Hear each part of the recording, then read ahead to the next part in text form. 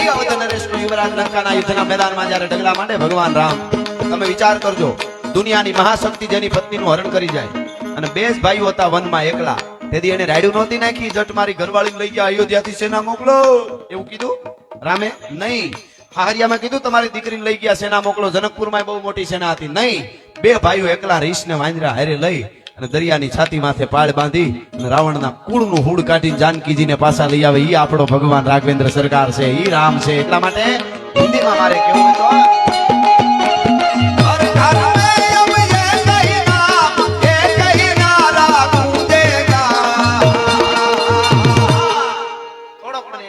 સાથ આપજો. ખાલી મેરે ભારત કા બચ્ચા બચ્ચા હું કહું એટલે તમારે જય જય શ્રી રામ બોલેગા એટલું કરવાનું છે. મેરે ભારત કા બચ્ચા બચ્ચા, હા મેરે ભારત કા બચ્ચા બચ્ચા, જય જય શ્રી રામ. હાલો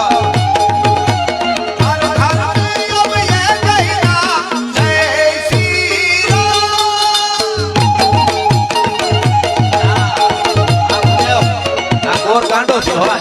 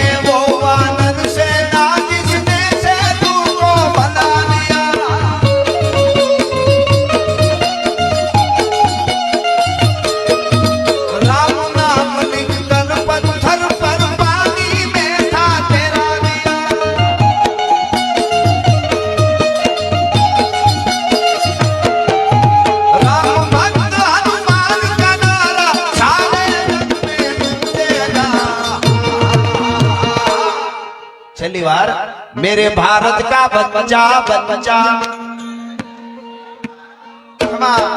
मेरे भारत का बच्चा बच्चा, जय जय श्री राम बोलेगा.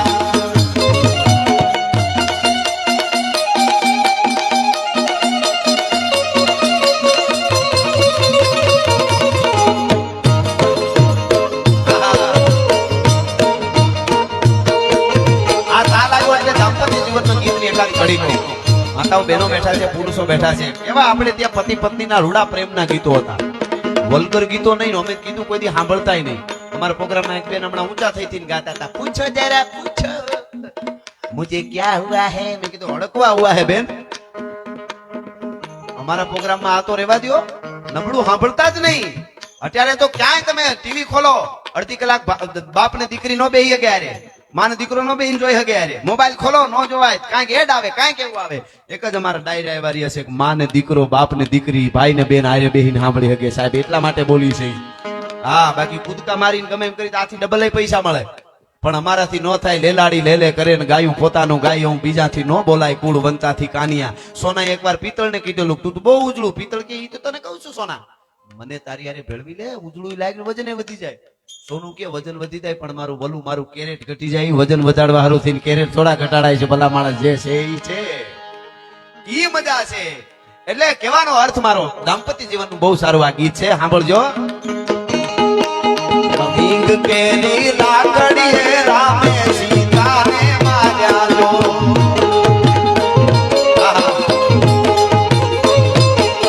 પછી ફૂલ કેરે દડુનીએ સીતાએ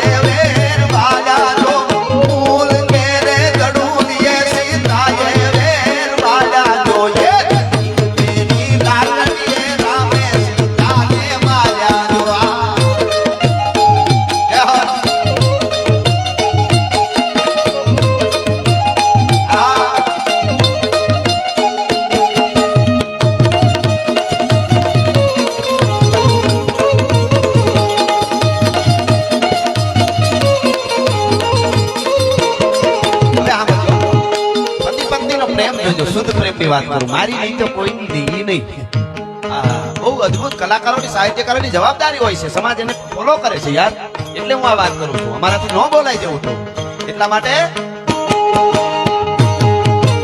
આમ તમારી બોલડીએ હું પ્રકાશ વીજળી થઈશ જો પત્ની કે છે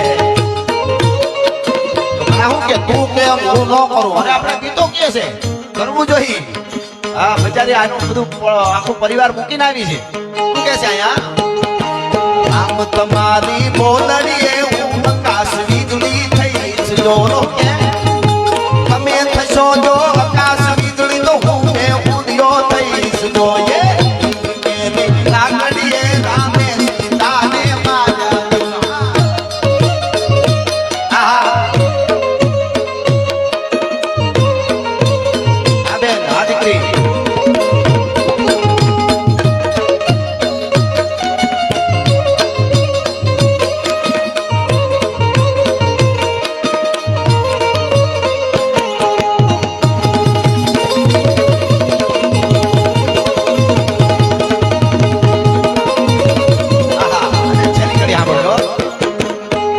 તમારી બોલડીએ હું પર ઘેર દળવા જઈશ જો આ પત્ની હું કે હું બીજે દળવા દે અને એની તૈયારી જોજો પતિની આમ તમારી બોલડીએ હું પર ઘેર દળવા જઈશ જો તમે જાશો જો પર ઘેર દળવા તો હું ઘંટુ નો દઈશ જો લાકડીએ રામે સીતાને મારા જો લાકડીએ રામે